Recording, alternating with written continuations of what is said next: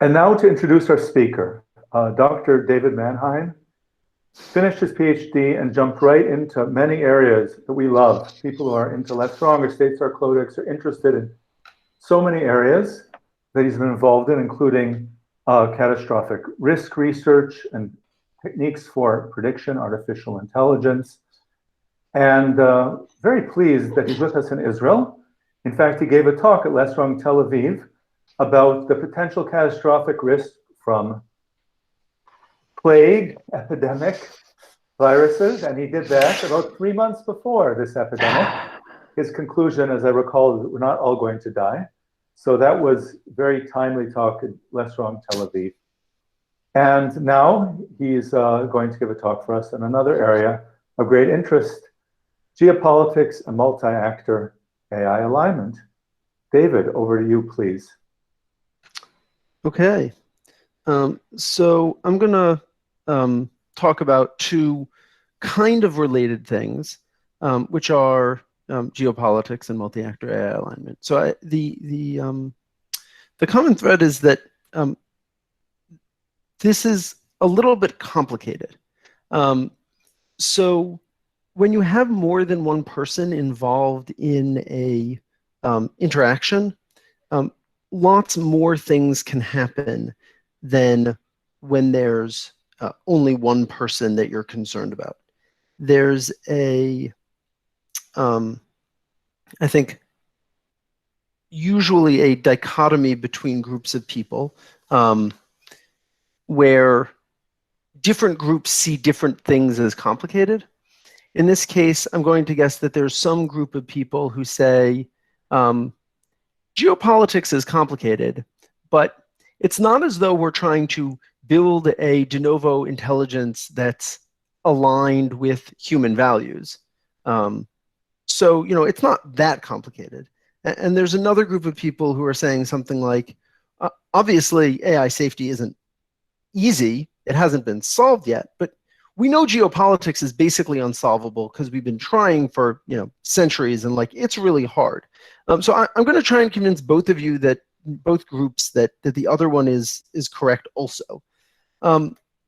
So I want to start out by talking through an example that illustrates both of these areas. That is mostly adapted from the paper that I wrote on multi-agent AI alignment, which is poker. So we're going to try and keep this about as simple as we can. There are simpler varieties of poker that were solved by computers in the 60s and 70s, but we're going to keep this really very simple. Make sure that there are as few complicating factors as we can make.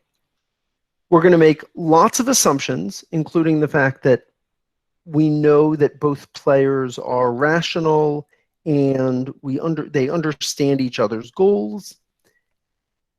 And we're going to walk through part of a game. So at the beginning of this game, you draw your cards. You aren't going to get more cards later. There's just one action that you have to take. You pick your bet size. So we're going to assume that both players are attempting to maximize their log wealth over infinite time horizon. So there's this really simple closed form solution for how much they should bet. And you can see that little formula there.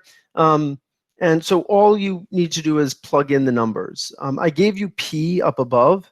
You can look that up in, they have tables of what your odds of winning are in 2 and 3 and 4 and 5 player poker.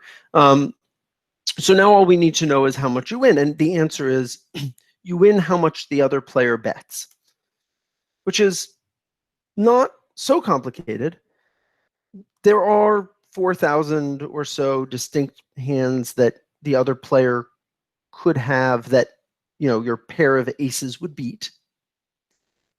And so to simplify just a little bit, we're going to assume that you can take the weighted weighted average of the bets that the other player would make, because not all of those distinct possibilities are equally likely. and you pick the expected bet size of hands worse than yours and use that as the payoff. But you need to know what the other player will bet. And that's a little bit tricky because we're assuming that both of you are rational Bayesians. So how much is the other player going to bet? You need to know what they think of you. They have their hand, and they have a model of what it is that you're doing that they need to plug in the same equation. And it turns out that this is actually not an infinite regress. It's not as though you need a model of their model, of your model, of their model, etc., because we only have one action. So it's actually solvable kind of algebraically with a bunch of assumptions. Feel free to write a script to do this. You can probably do it on your laptop in 15 or 20 minutes. Not that complicated, but it can be worse. There are a lot of different types of poker. We picked the simplest one I could kind of justify. If you have more than one action, it gets really complicated. If you're not playing poker, if people can do things in real time, there's continuous decision making.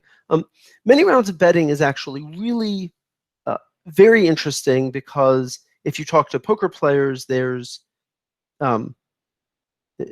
people will engage in slow play or attempt to deceive other players by how it is that they bet. So somebody might be betting because they have a strong hand, or might be betting because they have a weak hand but they want other players to fold, or because they want to figure out what other players are holding.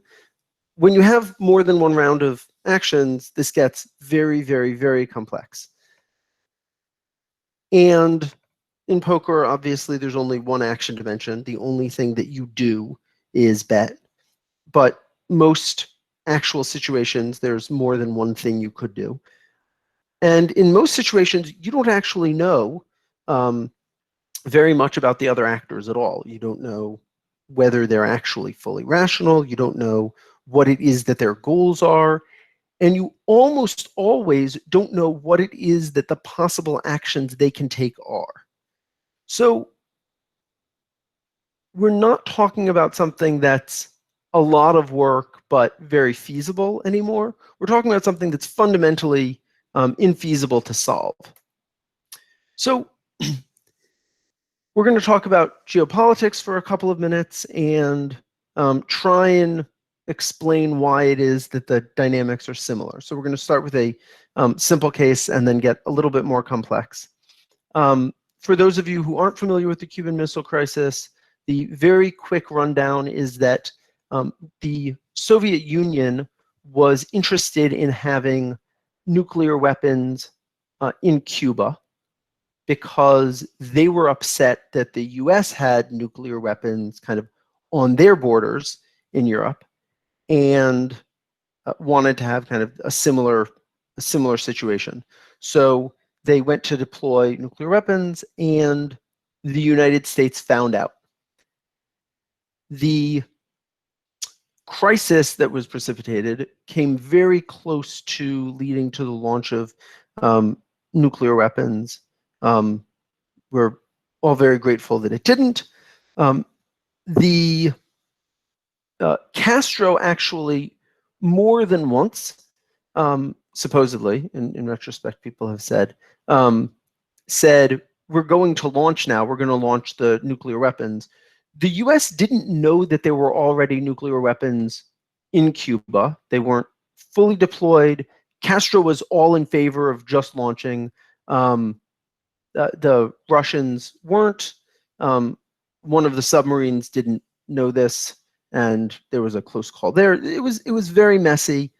We didn't know what was going on at the time. And even then, there weren't that many different things going on. There weren't that many options that existed. The eventual option was to actually have a phone call and discuss and come to the conclusion that maybe we're all better off alive, and we shouldn't do things that kill all of us. That'll be relevant later, I think.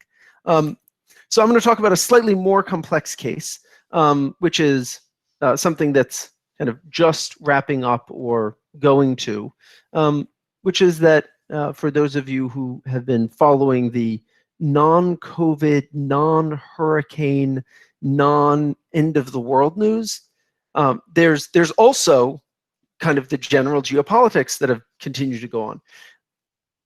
Trump and Netanyahu announced that they were going to annex the West Bank, and that upset everyone, predictably. The next step was for everybody to start screaming about how this was bad, and the question is, why did they do what they did, and what was the goal? So each of the groups that are making the decisions directly is actually a group of different actors, all of whom are making their own decisions. So Trump made this announcement in part because he wanted to shore up his base, in part because he wanted to do this as a favor for another leader, in part because he knew that it would upset some of the people that he didn't like. We're imputing motives here, but the Arab nations each had kind of their reaction, which is a mix of their domestic politics. None of them want to be the next Sadat, who after he signed a peace deal with Israel was killed. The Israelis, if you're not familiar with internal Israeli politics, you live a blessed life and you should continue to be ignorant. But that's its own huge mess. And what ended up happening was that the United Arab Emirates got involved somehow. It's still unclear exactly how this was coordinated, in a deal with Israel, where Israel decided to back down from annexation and announced that they were going to open diplomatic relations with the United Arab Emirates. So you can see that there are a ton of different levels of what was happening, but it's also very unclear that anyone knew what the resolution was going to look like earlier on. It was a very messy situation. To understand situations like these, there are tools, there are rational actor models in international relations that people use, some of which are even somewhat predictive, where they have to look at what each of the groups wants and kind of model this directly. It's very complex, and the models aren't particularly predictive, especially when there's more than one outcome dimension, or when there's more than one level of actor. But everybody was involved here. I think that the international debates, really everyone was impacted somehow. And there was lots of time, and it was unclear what was happening, and it was a huge mess. Trying to understand that from an international relations perspective is the work of a dozen books and hundreds of dissertations over the next 10 years. I'm not going to try and explicate it any further than that. So we're going to have a continued rollout of artificial intelligence. How strong it is unclear. How quickly we get how strong is very unclear. But there are lots of different actors involved. The different actors are mostly known, though we certainly don't know all of the people who may be working on this. The game is very complex. There are some race dynamics that we're concerned about, where when one country has what they think might be a strategic advantage of some sort in, let's say, deploying AI-based weapons so that they don't have to have their people actually in the airplanes that are dropping bombs on other countries. they might want to deploy those because it gives them an advantage, and when one side has an advantage, the other side is going to feel the need to do something to catch up. And if AI turns into a race, then a lot of safety considerations obviously fall by the wayside. There are a lot of concerns about this. We don't know what the timelines are, and the outcomes are incredibly, incredibly diverse. In many ways, literally everything that could possibly happen is affected. We can't even talk about it in the very unclear way that I did about the Israeli situation, because things are still too early to even know what we're talking about. It's a very, very complex issue, and it's kind of fundamentally difficult. And there are lots of people thinking about it. Okay, so now to switch domains completely, I'm going to talk about the implications of these same dynamics as they apply to multi-agent AI systems. So in short, we're going to say that the example that I gave about poker in the paper is a motivating example for all of the different things that can go wrong. And I'm going to talk about that for a couple of minutes because there are a lot of different specific dynamics here. And the goal of the paper was to kind of capture all of the different things that could happen, that could go wrong. And specifically in the realm of the agents interacting with one another and having things go wrong. So there are lots of ways that this can happen badly. If you imagine you have two systems that are both trying to optimize the same game, it turns out that if they are playing at the same time and don't notice what the other one is doing, they could mess up the board for the other player. They could, even though you can have two systems that have every incentive to cooperate. They have goal functions that would do much better if the two systems cooperate. But it turns out the cooperation is also very difficult, that specifying what it is that you're planning to do is difficult. Committing to doing the thing that you say you're going to do is difficult when you have uncertainty about what the other player's motives or goals or decision procedure is. That can be very difficult. You can have systems that explicitly attempt to maneuver other systems into doing things that they shouldn't. So the example of this that I have from finance, that when I was looking into this, my assumption was that this would be a big deal, and that in the future, AI systems, when they were deployed in the wild, would start exhibiting these behaviors.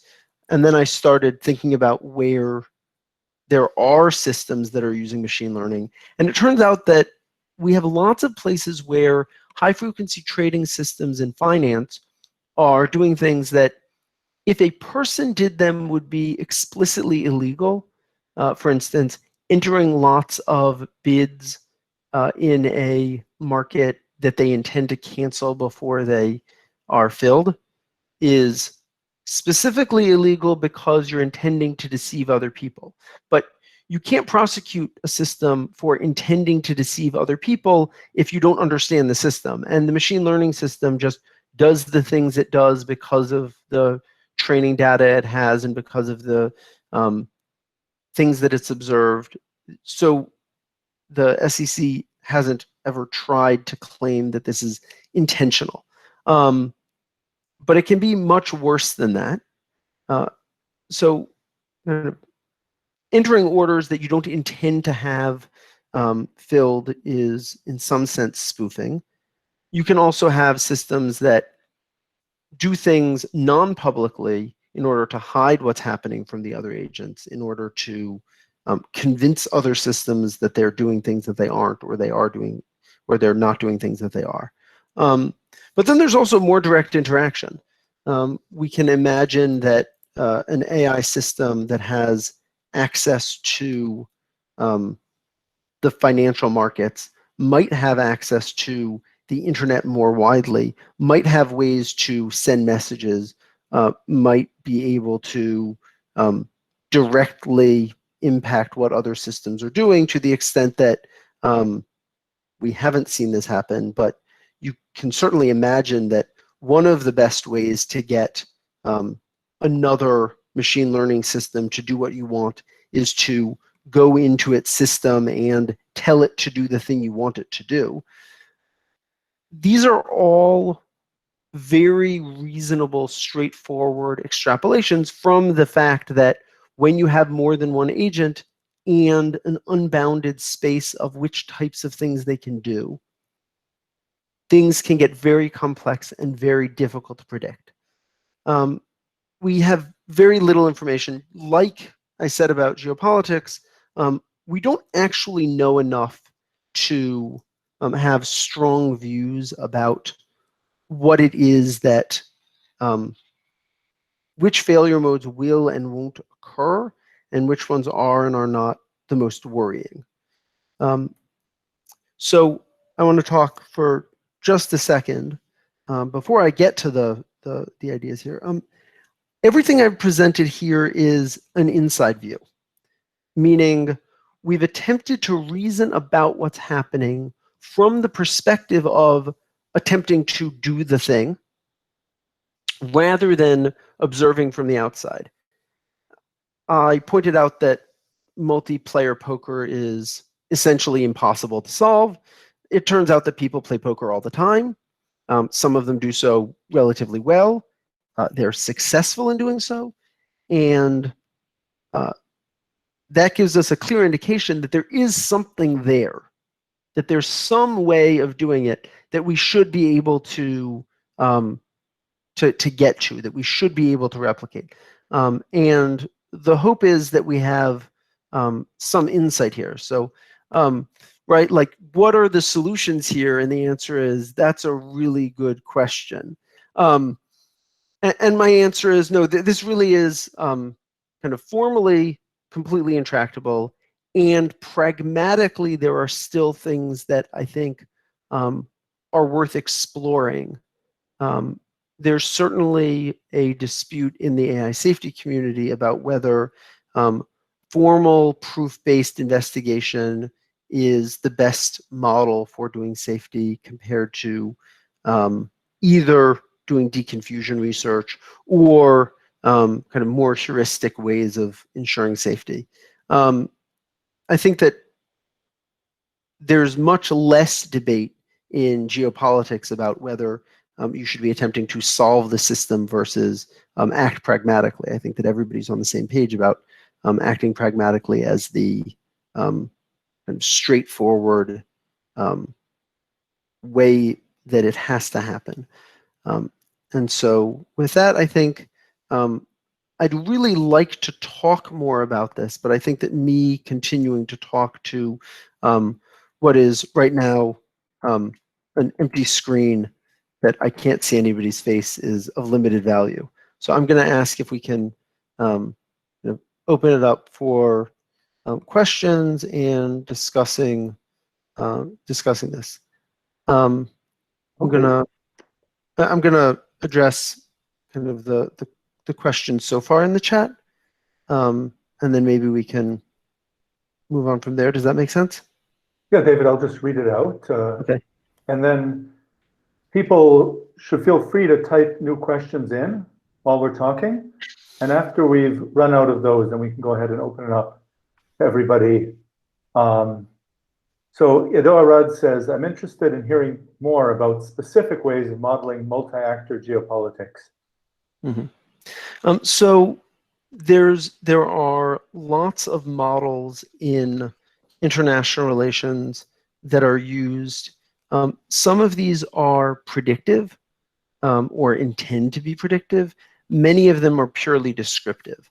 I'm not going to talk too much about the purely descriptive systems, but I think the obvious point to make here is Phil Tetlock's original bestseller, Expert Political Judgment, was about how political experts don't have very good predictive judgment.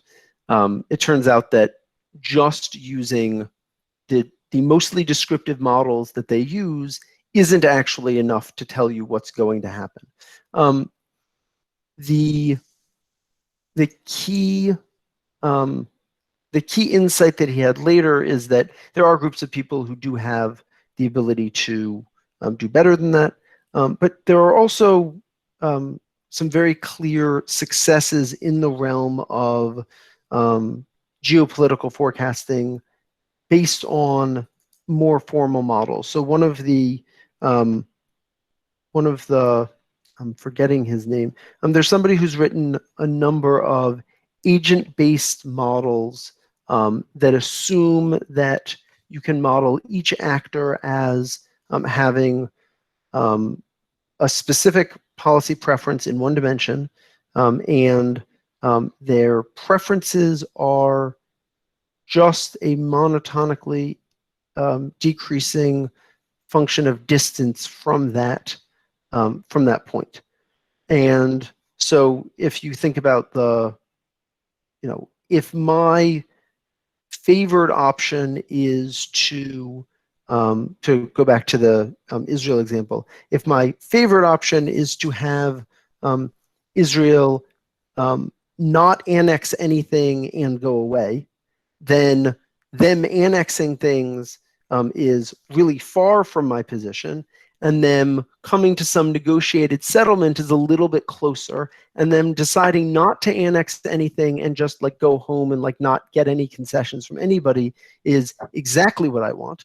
And so what the models of this, like this, attempt to do is find the relative strengths of all of the different actors, both domestically and internationally, and simulate bargaining between them, where in some cases we can imagine that in a dictatorship, the only preference that matters is the dictators.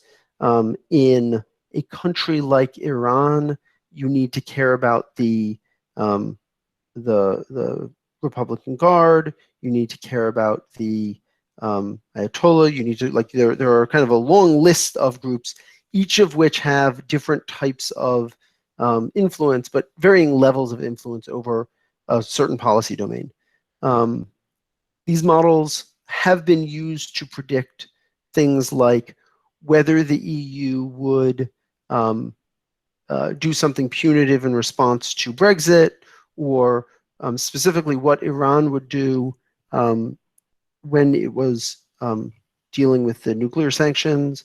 And they've been remarkably successful. There has been a fair amount of success in actually, this is heavily informed by expert opinion, but there are models that do that. And then I think the kind of second example of predictive models are much less sophisticated, but also very useful, which is super forecasters do seem to integrate information and do better than experts, which isn't saying very much, and is a different discussion. I think the next question, Josh. Okay. I'd like to ask, can't automated finance systems be prosecuted by the SEC according to the intentions of their makers? And even if not, deception can be defined for game-playing agents, even an AI. It's not just a deep human concept, deep in the soul. This seems relevant to future AGI as well. So I think there are three levels of answers to this question. The first one is, the SEC would have to actually decide to prosecute before any of this could happen, and they're very uninterested in getting involved in litigation that it's very likely they could lose, and that's very complex, that involves things that they don't fully understand, because having talked to people involved in high-frequency trading, the people doing the trading don't understand everything that's going on. So the people trying to regulate them without the background that the people actually building these systems have are definitely not in a great position. So that's the first level. I think that they don't want to. The second one is it's not clear that the makers of the systems necessarily have intention for them to engage in these activities.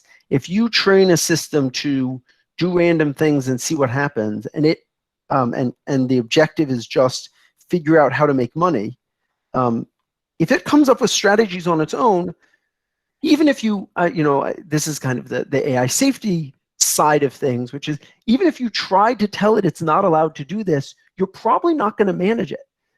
That's really hard. Specifying that it's not allowed to do things that you don't have a lot of clarity about what they are is a really messy problem. So that's the second level. And then the third level is, I think, beyond both of these, laws are ill-adapted to dealing with AI systems. This is kind of a fundamental problem that we have where intention is not defined formally in law, nor presumably will it be by a Supreme Court decision in the US or similar. It's actually just going to be messy, and I know it when I see it, is actually much less true about pornography, where we can train systems to recognize it, than it is about things like intention, where we still don't have a particularly good idea about what it is that's happening. So it's a very, I think it's a very messy, fundamentally difficult problem.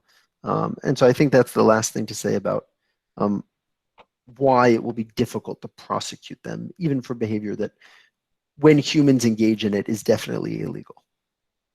Okay, Ido Arad is asking, I'm not sure I've understood what exactly is intractable, and if it is something which is formally proven. This was asked right after your statement with the question of being intractable.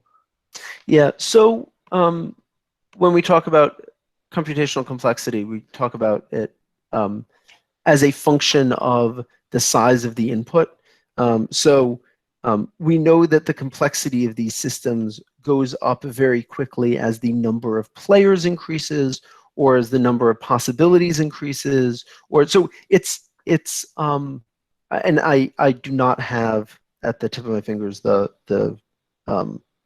proofs of any of these, but there are a lot of things in these areas that are NP complete or harder. There are lots of places where it's just a really messy problem. Nobody's proven that if the input space is undefined, that you can't prove anything, because you don't have anything to start working with. So yeah, some of this is amenable to more work, looking at what it is that's very difficult and when it can be dealt with. But looking at formalizing how it is that these failures occur is still a pretty solidly open problem in the single agent case. And when I've talked to people and thought about doing it for the multi-agent case, it doesn't make it easier. Okay. Michael Zhang asks, do you think AIs will have analogs of religion and ideology, which are so important to human geopolitics? Interesting. Analogs, yes. There will be belief systems that they have that will correspond to a greater or lesser extent to the observations that they have made of reality. They will be mistaken in some cases because perfect knowledge is impossible when you have limited observation. And ideology is in large part a function of cognitive biases, which we know are fundamentally, at least in some cases, optimal, because actually trying to figure out what's really going on is intractable. So I think that there's there are places where we'll see things going wrong. One of the big issues that exists in this domain is that, just like in geopolitics, it's not actually clear to anyone on the outside what it is that actors are thinking as they make the decisions, and often finding out about what really happened, for instance, the Cuban Missile Crisis, took decades until the fall of the Soviet Union and the declassification of lots of records. And suddenly everybody said, wait, they already had nukes in Cuba when this happened? Oh my God, we were in such big trouble, we had no idea. I think that with AI systems, we have a bigger problem, which is it's not like there's somebody that was in the room of the AI making these decisions that can tell us later. So it's a very difficult issue to even understand what it is that went wrong when an AI gets something wrong. And I think that we see that in single agent cases where we have lots of places where it's clear that AIs are doing things like goal gaming or other types of kind of bad behavior that we don't want them to do. And lots of other places where they just fail in complicated ways. Okay. So Edo Arad is asking, on what time frame is growth negligible here? I don't have context for what that was in reference to. Edo, do you have? Yeah, sorry, it was in the modeling of geopolitical aspects. Oh, yeah. Nobody's doing modeling of long enough term questions. The long-term prediction is fundamentally harder than short-term prediction in lots of ways. Nobody's thinking about this in terms of predictive accuracy for multi-agent interaction in geopolitics on time, predictive models on timeframes that's particularly relevant. I mean, there is some work in AI that's trying to think about this because the time frame for growth may be much shorter, but I don't know of anybody who's doing work that's taking that into account. Kevin Pitts asks, in a slow takeoff, should we predict narrow AI tools will vastly increase actors' abilities to model each other? Would this be good news? I would be surprised if the killer app of narrow AI, as it exists today or in the near foreseeable future, is that it allows us to better model things that we don't already understand, as opposed to enabling things that we're currently unable to do. I don't see that as the it seems unlikely that that's the place where things go. If it did, there are lots of places in game theory where knowing more about what your opponent thinks makes you better off, and lots of other areas where it makes you worse off. So I don't know that there's much to say about kind of in general, which direction will this go? It's an interesting question. I should think about it more. Mr. R asks, is your point essentially these problems are very complex with the possibility of there being no formal guarantees? I mean, that's true. They are complex. There's definitely a good reason to think that there are no formal guarantees in certain domains. The solution might be to restrict some systems to simpler domains. It might be that the solution is, to not look at guarantees in the same sense. And it may be that things like Cristiano's kind of scalable oversight systems or similar actually work, and that you don't need to have a formal guarantee to have a practical guarantee. I'm deeply uncertain about where this ends up going. Okay. Anjan Kakat asks, this is kind of random and asked from a place of emotion, but this all seems so damn tricky for humanity to solve. Is the Unabomber approach of an ideology against technology a more likely implementable solution to us avoiding these negative outcomes? Make it socially a taboo to work in technological process, change social norms, change common sense beliefs? I will say, to start, the Unabomber approach is two different things. One of which is the violent attempt to force the system not to do the things that you don't want it to do, and that doesn't work. It's just over and over we find that terrorism is a really crappy way to get people to do what you want them to. So that's kind of the kind of first point to make when you say the Unabomber approach. The question of whether we want to renounce technology rather than pursue it is one that Nick Bostrom has talked about in a couple of places. His vulnerable world hypothesis is, I think, the most recent one, where he talks about maybe we need effectively a robust totalitarianism to control technology to make sure that it doesn't go bad. He hasn't really talked about renouncing technology. I think that Toby Ord and Will McCaskill and others, and I'm not sure who to give credit for the idea, but there has been discussion of a kind of long pause where humanity stops doing new things and figures out what the hell it wants. And I think that that's in some ways a version of this, where, yeah, maybe we should stop trying to do new things and just figure out what we want and figure out how to do that, because as they have said, taking a century or two to get that right seems like a much better idea than accidentally falling off of, the precipice and ending up extinct. So I think that that's a good kind of analog, a much less violent version of the Unabomber approach.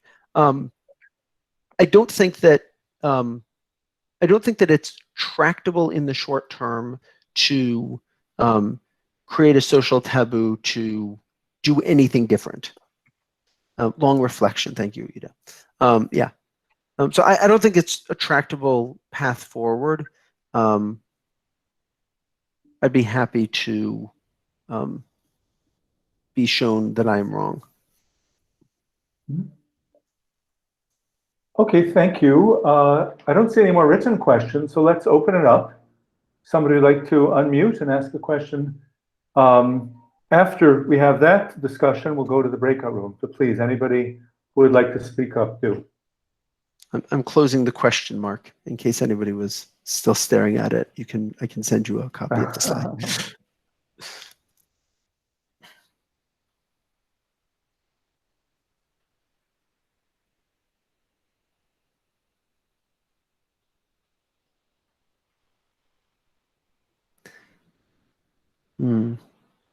Oh. What do you expect to see in terms of the geopolitical response in the next 5 years?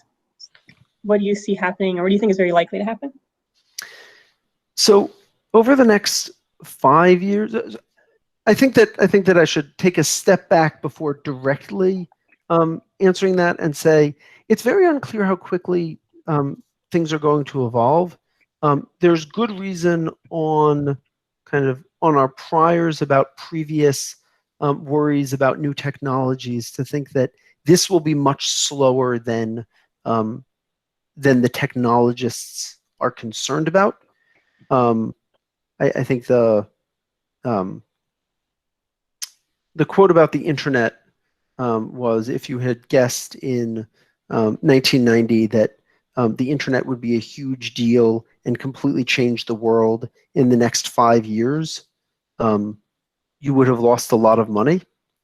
And if you had bet that it's never going to, you would have missed out on the next 20 years of revolutionary growth. I think that that's where most AI is. There are a lot of things that sound very promising in AI, and geopolitically, I don't think that they make a huge difference. I don't think that over the next 3 to 5 years, we see major geopolitical dislocation because of AI. I think we continue to see major geopolitical dislocation because of the kind of death throes of Russia and its attempt at undermining everyone else, and the continued rise of China and whatever the hell the U.S. is doing now. Like there's a lot of uncertainty, and kind of there are a lot of problems with the geopolitical system. I think that unless something much more catastrophic than COVID happens in the next 2 or 3 years, the current system is basically going to stumble along. It's not something that anybody has a clear path forward to change. What about just like legal response? Like you had the example of trading algorithms that were being deceptive. Do you see like a change in the laws around that relatively sooner than you would expect other things? Regulatory systems adapt really slowly. Technology systems adapt very quickly. I think that we will continue to see regulators playing catch up, trying to regulate what it is that's happening. And I think that that's a huge issue. I think that, there'll be a lot of attempts to fix this. And as with geopolitics, I don't see any straightforward way to do legal system reform in ways that would allow this. It's not my main area, but the people I know who it is their area seem to think the same is true. The YouTube algorithm is an AI. I want to be very, very clear about what I'm talking about when I say AI.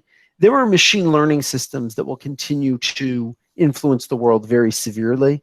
There's a big difference between machine learning systems that mold public perception, which is going to continue to be a big deal, and kind of agentic systems that are attempting to do things that the people controlling the system did not intend or want.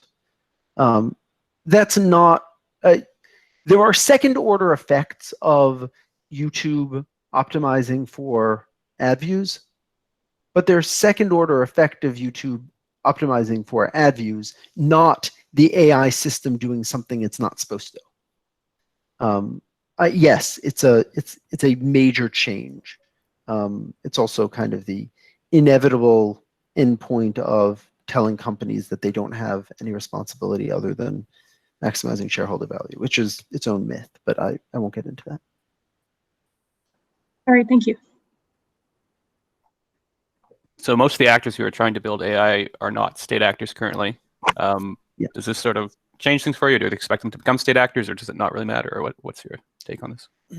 So in the short term, I know I've made this comment to people who work on these issues, and they've kind of grimaced and not disagreed when I said, in some ways, we'd be much happier if AI timelines are short, because we trust DeepMind and OpenAI more, not a lot, but more than we do the US and Chinese governments. I think that the issue is that in the near term, it is very, very likely that the advances that we continue to see towards AI will continue coming from companies. The way that transforms state actor policies is complex. I think that in China, for instance, there's no such thing. People have asked about whether labs get nationalized and turned into government labs, and that would be the way that it transitions into government actors rather than private actors. In the US and UK, if the government decided to nationalize DeepMind or OpenAI, the people working there would be unhappy enough about this that you would have stopped progress rather than captured it for the government. In China, that's not true. In China, a tremendous amount of industry is closely related to government. I think that it's true that most of the current advance is corporate. I haven't really answered the question about whether I think it's going to be government, but I think that overall, my thought about this is that if it's short term, it's almost certainly not going to be government. And that makes kind of control problems as specification problems much more important. Whereas in the intermediate to long term, if it takes that long, it's very, very likely that state actors start pouring money into the things that lead to AGI, if there's a fire alarm, if there's a clear path to get there.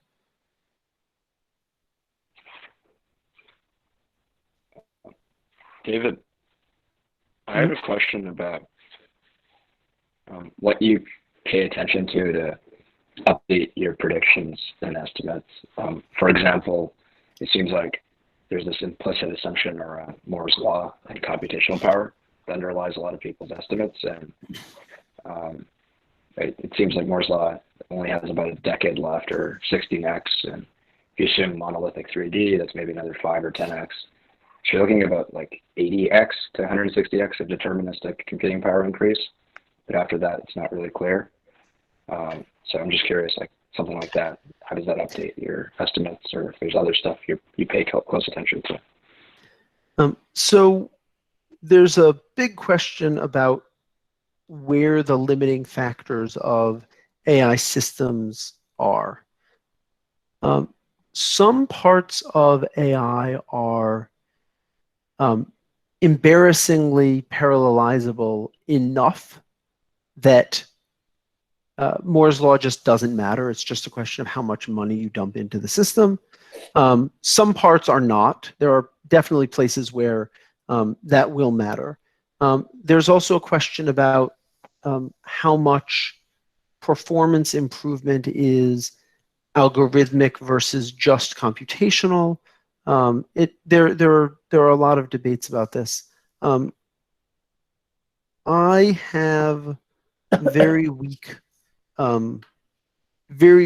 claims that I would be willing to make more than 10 years out, which is getting to the end of where people say Moore's law can continue. But a decade ago, people were saying that we have, 12 to 15 years of Moore's law max, if that, because there are fundamental issues. And it turns out that the commercial incentives change that. I don't know. I do know that whichever technologies get us past that, if any do, are ones that there's tremendous commercial incentive to develop right now. So I think that that's my response kind of narrowly. More broadly, the answer is there are a lot of people talking about this actively. I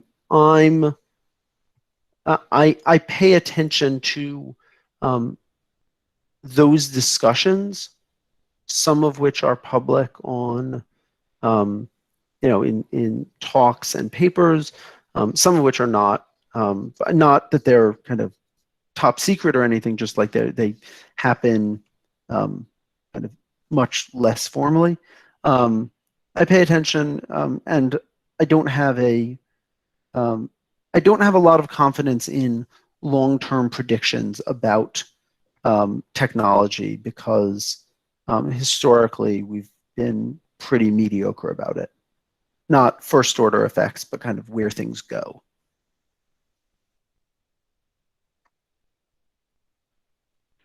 If you don't mind, a quick follow-up to the first part of my question, like what do you kind of pay attention to update? Like, do you see 14-year-olds are writing archive papers that are relatively sophisticated? You're like, holy shit, the tooling for doing this stuff has gotten a lot better. Or you pay attention to Chinese papers, or you pay attention to what the tooling is like, so on and so on. I would say on most of these issues, I pay a lot of attention to people who pay attention to those things. There are researchers who focus, AI impacts spends a lot of time thinking about this. There are people at FHI that spend a lot of time thinking about this. There are people at OpenAI that spend a lot of time thinking about timelines. I pay attention to them.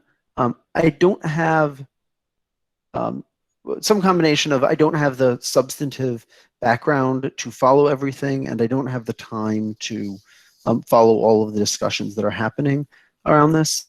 I think that there are a lot of different places that people should be looking and updating from. And I think that, as is true about most complex domains, it's no longer something that one person can say, I've been paying attention to everything and this is the directions things are going in. I think that you're not going to get an informed opinion about AI progress from somebody who isn't listening to both the algorithmic theory experts and the hardware design experts and the economic experts talking about where the money is to pay for this. And like there are a lot of different inputs here, and I don't think that there's one person who has kind of a monopoly on understanding those things. Do you have any names or nodes you could just suggest off the top of your head that you enjoy paying attention to? I mean, AI impacts, FHI. I find Robin Hanson to be a very valuable skeptic in this area. I don't agree with him, but I think that he looks at the economic side of things much more clearly than most people. It's a better question than I have an answer to. I would definitely, feel free to look at the people on lists that I follow on Twitter and ask them. They may have better ideas about this than I do. In what way do you disagree with Hanson? I will quote somebody, not by name, because I don't think that they intended this for attribution, as saying, "Oh, Robin, I completely disagree with him. Now, what is it that he said?" He's great. I don't think that I don't agree with him about the speed and change of AI systems. I think that he's too pessimistic about where that happen, where that goes. I think that he's definitely, and I recently proposed a bet or agreed to a bet that he's making with somebody else on kind of how valuable some of these things are going to be. I think that he's very pessimistic about trajectory, and maybe he's right and I'm wrong, but I think that that's the kind of most fundamental piece where I think that there's kind of, I think that that's the most fundamental place where I think that he's too pessimistic on timelines.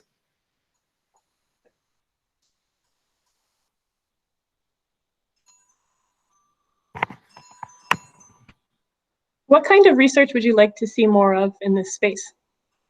Ooh. Well, I've been trying to find people to formalize multi-agent dynamics and talking to talking to people about whether there's something that can be done there that would be useful. I'd be really interested in more work on that. There are a lot of open questions in this area that I think would be valuable. What would I most like to see worked on? I would probably defer to Miri, Paul Cristiano, and the OpenAI safety team for what they're, and I think all three have put together their research agendas for what it is that they think is valuable. And I will defer to those as to what it is that would be valuable with very little certainty about which of those agendas is most important. Right. So like That's within my their agendas, non-answer. yeah. Yeah. Do you think they place enough importance on geopolitical response and I guess the issues that you're thinking about here? I mean, do they place enough importance on it? Having talked to people, I have never met Paul Cristiano, but having talked to people at Miri and talked to people at FHI and talked to people at OpenAI, all of them agree that this is important. They're just, machine learning engineers have and kind of mathematicians have a limited amount that they can say about geopolitics usefully. I don't think that they don't place enough importance on it. I just don't, it's not their domain.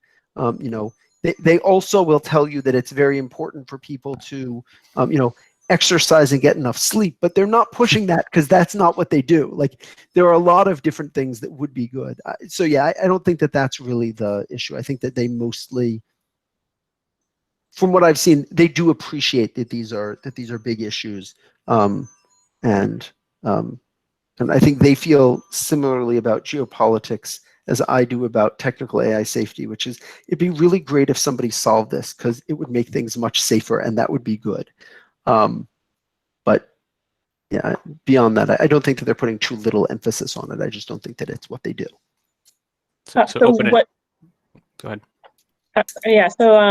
So where do you see this kind of research happening? And if not at like OpenAI or Miri, GovAI. Sorry, go ahead. GovAI is definitely one of the places that's doing this. I would defer to Jaden Allen about like where else what they think would be most valuable there. CSET Georgetown is looking much more short term, but they're definitely looking in the right place. And the people there, from what I know, are aware enough about the long-term concerns that it's something that they're not working on, but they're very cognizant of and thinking about. Other than that, I'm not sure. I know that there are people in a couple of groups, a couple of other groups, but I honestly haven't followed their work well enough to say whether I think it's good or not. There's a lot going on in all of these. All right, thank you. So OpenAI has their famous windfall clause. Is there any plausibility of this being adopted at the nation-state level, or is it just ridiculous? Or what's your? I feel like I'm a little bit biased because I was talking to them about it when they were thinking it through. I think that it's plausible. I think that one of the things that's going to happen repeatedly over the next decade is that people are going to be surprised about how big a deal different things are. That I think everybody here would say, have they not been paying any attention to anything? Like, how do they not know that this is a thing? There are still people surprised by the fact that Google results use machine learning. So like, I don't know, but I think that there will be things that surprise people in ways that they're upset enough about that there are going to be policy windows for things to change. The problem with policy windows are that they are almost always unpredictable and very hard to seize once you see what's happening. I think that the windfall clause and other similar work is incredibly valuable because if the right policy window opens, having the policies already out there and discussed means that there's a real chance that they, or something kind of vaguely similar, actually gets adopted instead of what happens, for instance, my other research area, when COVID broke out and everybody said, oh, what should we be doing to reduce risk from these things? And everybody said, we've been shouting about this for decades. Why haven't you been paying attention? In AI, I don't think that there's anybody that's been shouting, these are the things you should do in terms of like concrete policies. And I think that those are being worked on. But I think that it's valuable. So I don't know that windfall clause specifically is going to move anywhere. But I think that if I could, wave a magic wand and get 20 other similarly intelligently thought through, reasonable but currently infeasible policy proposals out there, that would be a huge win. I think that would be tremendously valuable. In expectation, because we don't know if any one of them is going to be. So to kind of directly answer the question, no, I don't think there's any chance that windfall clause happens because it's so infeasible, but also there are lots of things that could happen to change that, in which case I would change my mind very rapidly.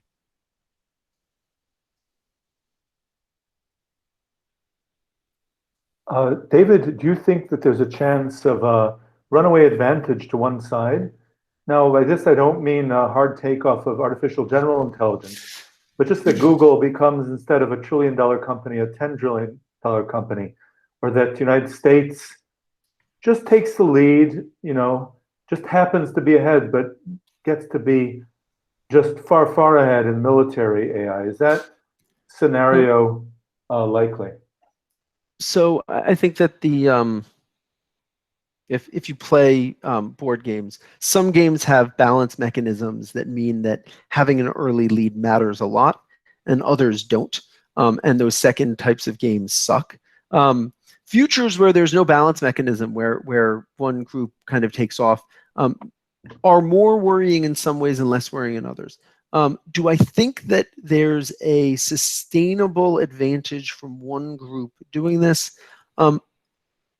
I think that a lot of things start breaking down when scale gets big enough. So if Google ends up with the kind of $1 trillion, $10 trillion, like this is the tech that matters, I think that there's a huge amount of effort that gets put into by everyone else to see what they can do.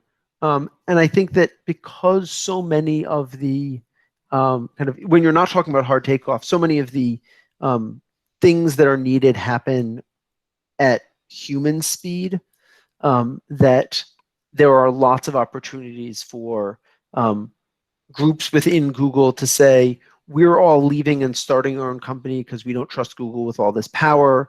And, every group in the world runs to throw money at them to start this competitor.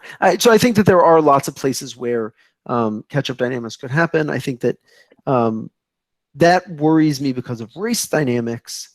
But I also think that there are lots of reasons, especially at the nation-state level, where it's very clear that cooperation is vastly preferable to fighting. And I think that people in the military certainly know this. You will never find people as opposed to starting a war as people in the military who appreciate this. There are people who really get this and strongly feel that the only way to stop that is to be prepared for it. But which may be its own mistake. But I think that nation states have lots of incentives to not have things run away. And I think that at some point,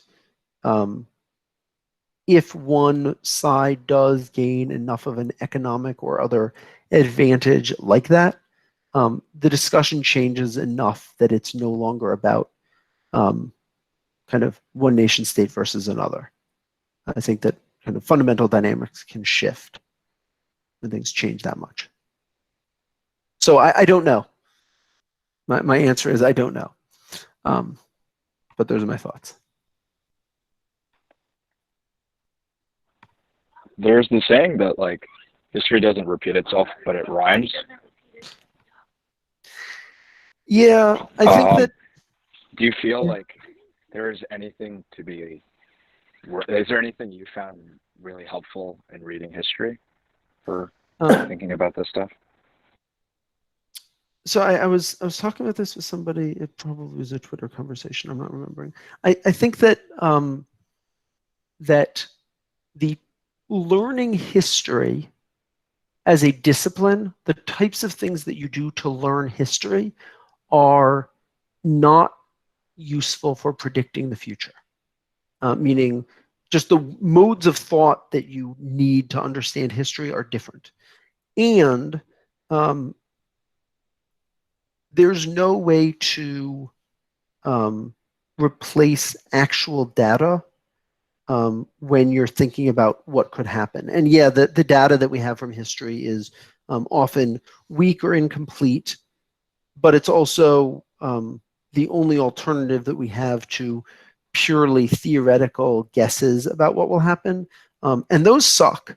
Like not basing your reasoning on kind of an understanding of how it is that systems work just doesn't get very far. I think that there are lots of places where being more cognizant of the dynamics that history illustrate is critical. And yeah, it doesn't repeat itself, but it rhymes is both exactly right, and I guess my response to that is modern poetry doesn't rhyme either. It just does whatever the hell it wants, and I'm worried that modern civilization might be the same.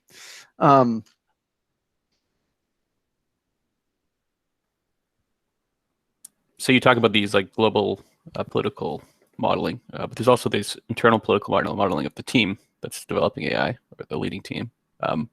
It sort of strikes me that the people who understand the objective function have a level of power that's not analogous to like any other set of people in history. Is there any way of modeling these, or like dealing with the principal agent problems within the team itself? Is there any mechanisms or thoughts you have on that? I'll just say the thought that immediately comes to mind is Asimov's Foundation trilogy, talking about psychohistory is a much less exact science when applied to individuals. I think that it is in fact the case that we're better at understanding dynamics of geopolitics than we are at predicting what individuals will do. Partially, I think that's just because we have a lot more data and understanding of geopolitical forces than we do psychology on a level that predicts kind of individual acts. I don't know that anybody has spent time doing it. I'm not sure that it's valuable. I also don't know that it's true that the individuals on the team building these systems have this outsized influence. You could argue that the individuals on the team building YouTube's recommender system have an outsized influence, but the outsized influence that they have is if they hadn't made it optimized for profit, then a different team would have, and that team would have been the one whose algorithm got put in place. There are kind of external model, or YouTube would not have been as successful and some other company would have been making all of the money because they figured out how to suck people into conspiracy theory rabbit holes and make money off of it, which isn't a good thing, but I think that that may be slightly overplaying how much influence the individuals on these teams have compared to the structural Yeah, that might be true, but like if you like a YouTube, you sort of have reality as sort of solving the principal agent problem for you. But if you imagine you're building a powerful system that can achieve at least local sovereignty, then the people who understand the objective function strike me as having a lot of power. And seems like there's this giant principal agent problem between yourself and the people who are understanding the objective function for you. I'm not sure that anybody really understands. I mean, like when we say understanding the objective function, I understand a lot of objective functions and have no idea what the hell the system is going to do to maximize them. I can specify objective functions and then stick them into systems and have no idea what it is that's doing.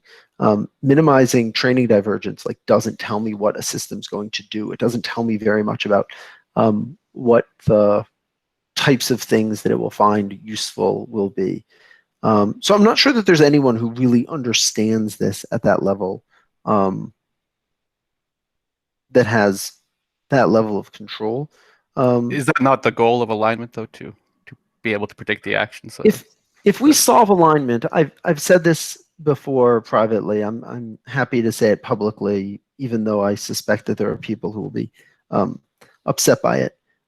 If we have to choose between paper clipping the universe and handing a super intelligent AI over to the worst human being we can imagine, the future of the universe with Hitler in charge is still so much more human than a unaligned AI that I can't see it as anything other than the best possible alternative in that case.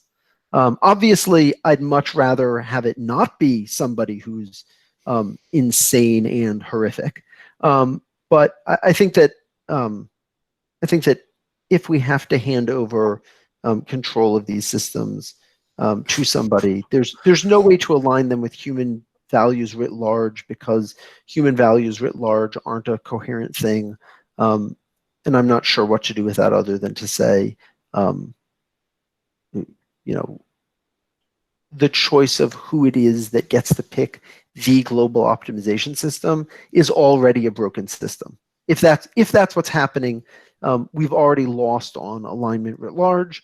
And if that's the case, I'd certainly rather have it be a person picking the global objective function or having their coherent extrapolated volition determine the future of the universe than have it just break and be uncontrolled.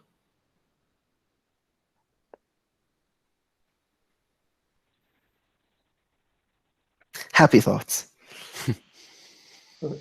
David, as we rush towards the singularity with increasing AI, but also other technologies, do you think there'll be an imbalance in world power? So we'll see disruption of the power blocks, of the way that countries and societies and economies work. Things fall apart. Will that happen? Trivially, yes. People have been saying that nation states are losing power to corporations since at least the 30s, the 1930s. And they were right. And countries didn't go away, but corporations have certainly gained tremendously in terms of the relative balance of power. Did that discard the old system? It didn't discard it. It just made it change in ways that I don't think that the designers of the Bretton Woods system, the UN, any of these things would recognize what the world looks like now. It doesn't look like falling apart. It looks like a series of adaptations to deal with reality, because that's what it is. Do I think that we will continue to have drastic changes because of, shifting balance of power? Yes, the same way we always have. And maybe that's tremendously underselling how much things change. But people have defined, in the 90s, people were defining the singularity as the point at which technology and conversations that occur will no longer be comprehensible to people alive now. And honestly, if you showed anybody from 1990 headlines about Trump, Twitter, flame wars, they would have no idea what the hell happened. So I don't know, maybe we've already hit the singularity. Yeah, it's going to continue changing, and I think that it'll be surprising, but I also think that the adaptations will happen at human speed until people aren't in control anymore.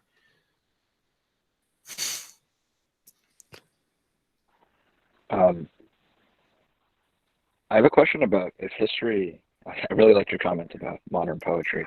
Like, I guess the question would be about imagined futures. Like, is there media you found to be helpful? Movies, science fiction books, et cetera, et cetera. There are a series of kind of conceptual tools pioneered by Shell Corporation called scenario analysis.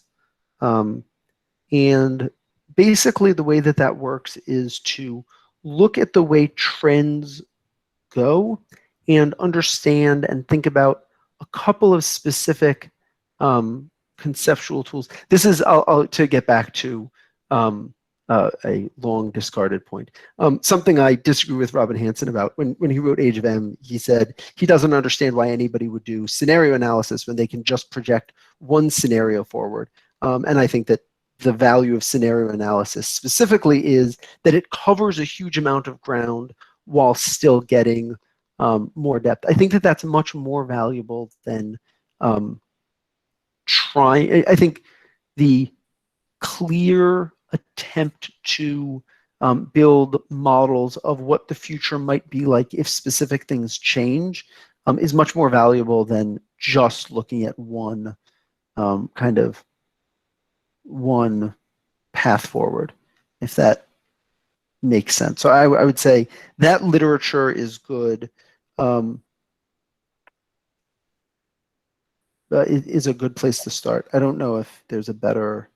I don't have a specific recommendation, but there are a bunch of books on how to do scenario analysis for business. And if you throw out all of the business parts and pay attention to long-term futures instead, that's my advice, I guess.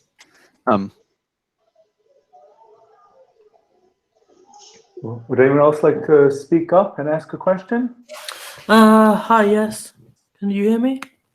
Mm-hmm. Okay, so what I was thinking is more along the lines of domestic politics. But I was thinking that before full-scale general superintelligence arrives, sometime before, we'll see an AI which can form accurate beliefs about the world free of bias. And such an AI will believe at least one, possibly many, very controversial things.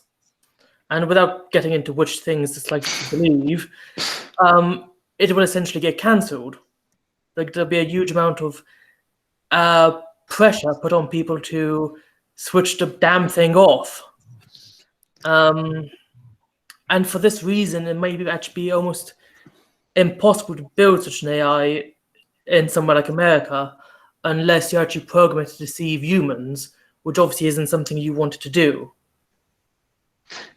So I'll take a couple of things from that. The first thing I'll point out is it may be that a unbiased system, which unbiased doesn't seem likely, but a minimally biased system or not completely inaccurate system that forms beliefs about the world and manages to do things with that may precede AGI.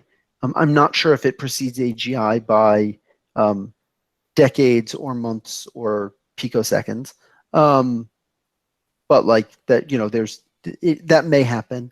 I don't actually think that you end up with a system like this. If a system is, let's say, as intelligent as the average person in forming beliefs about the world, it's about as good as the average person at not saying stupid shit that's going to get it in trouble. And if it's as intelligent as a really smart person, it will be correspondingly better at that. If it's good at creating accurate beliefs about the world, including human parts of the world, I just don't see it as a problem. But then we're telling it to deceive the people talking, the humans. Oh, yeah. Sorry. That's yes. I That makes it hard to align its values. Yes, explainable AI is very plausibly the worst way to go about AI safety I've heard of. It is doing exactly that, training AI systems to deceive people. That's literally what you're asking it to do. You're asking it to explain something complex in simple terms in ways that people agree to, and deal with accuracy over deal with impression over accuracy. Yeah, I think that any AI system that interacts with people at any reasonable level. Look, I have a 3-year-old daughter who is wonderful and delightful and is learning how to lie, because that's what people with the brains of 3-year-olds figure out how to do, and they get good at it quick. Not quick enough to like actually fool me. It takes until like my older kids to get to the point where they can come up with even remotely plausible lies. But they get there quickly. That's intelligence does that. I don't know if that's something we can avoid. I'd rather aim for a system that decides it wants to maximize human values than one that accurately tells us what it's thinking. So you're saying we have to make sure it's value aligned before it develops any real level of intelligence at all? That's certainly Miri's perspective. I think it's plausible. I've heard other people say things that are somewhat different but compatible. Dario Amodei said that he doesn't think that, and I'm paraphrasing horribly, so please don't blame him for my mangling of this, but human values are a property of human brains. There's nothing that human brains are able to do that it doesn't seem like the type of thing we can train AI systems to do. There's no magic that happens there. So if human morality is learnable, then it will be learned. Mm-hmm. So I don't think and his point was you don't need super intelligence to learn human values because people aren't super intelligent and they know human values to some extent. If you want to make them coherent, you don't need super intelligence. You need logical impossibility, but doing a decent job of that is certainly within certainly within the realm of what it is that we expect humans to do, and therefore a not superhuman AI should be able to figure it out. So I think that those, either Miri's right and we need to finish alignment like well before we have anything smarter than a dog, in which case maybe we're screwed, or Dario's correct and this is something that can be trained, or neither of them is correct, and this is still really hard, and I think that that's very plausibly the right answer, but I don't think that it's obviously so. Mm-hmm. The reason why I thought that an AI which can form accurate beliefs about the world may come a long way before general superintelligence is that it would seem to me that the current neural networks and so forth that we have are not that far off being able to form accurate beliefs about almost anything, well, most mundane things, whereas superintelligence also needs a lot of other components to it, such for, say, hypothesis generation, which doesn't seem to be quite so much progress made on. So I was guessing that the sort of accurate beliefs about the world superintelligence might come some years before full-scale superintelligence. Yeah, I think that that's an interesting discussion. I think that it's a discussion we could have. I think it's not I don't want to keep going down this rabbit hole. I've had related discussions with a lot of people. It's a very reasonable set of points. We're not gonna get to any final conclusion now. I think Josh wants to move to the rooms soon or now. Is that right? Let's do that. And David, first of all, thank you very much. Let's have everyone can take off your mute and have a round of applause. Oh, thank you. David, that was wonderful. Thank you very much, David. So now we're going to go to what we would do in face-to-face. We would go talk to each other. And in video form, we have these 3 rooms. So... and the speaker begs to be excused at this point because it's late here, and I see. I enjoy hanging out, but need to get sleep. Yeah, it's going to happen to me too, since we're in the same country. Yes. So thank you. So everybody can click on this URL, and you'll see there are 3 rooms. Feel free to congregate in one room as the evening goes on and people drop off. Right now there's 24 people I see, so I imagine we can do well to have multiple rooms, and then gradually we'll all meet in the kitchen, which is where all the best parties end. So feel free to jump around too. Don't be embarrassed. Just like in a real room, the whole point is to wander around and to meet different people. So yeah, please go ahead. Eventually, I will close this Google Meet in, I don't know, a few minutes. So let's go to the Jitsi rooms. If you have any questions, feel free to ask me.